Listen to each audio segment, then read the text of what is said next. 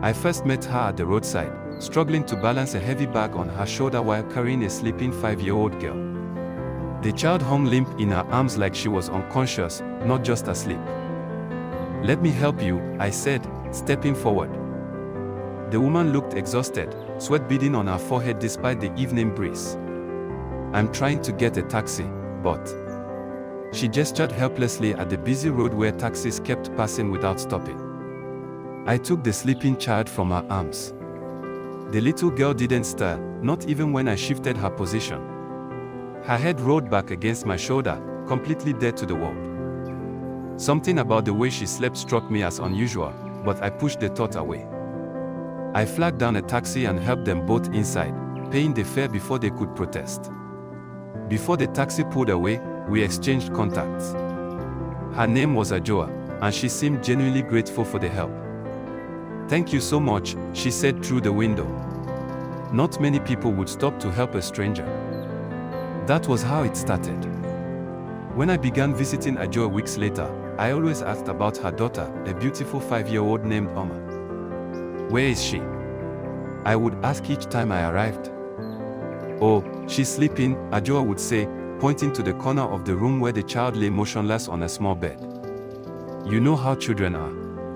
She just finished eating, so now she's resting." I accepted it at first. I even started bringing toys and sweets for Oma, though she was always too deep in sleep to receive them. Week after week, the same pattern. I would arrive, ask about the child, and get the same answer. "She's sleeping." But something wasn't right.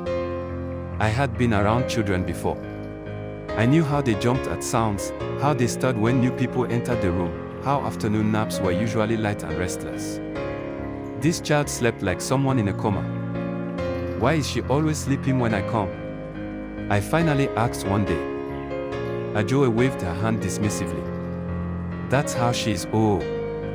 Immediately she bathes and eats, the next thing is sleeping. Some children are just like that. Some children, but every single time. For hours without moving. The doubt in my mind grew stronger. The truth came on an evening when Ajoa went to bed.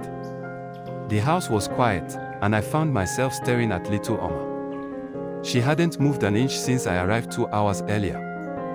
Something inside me snapped. I needed to know.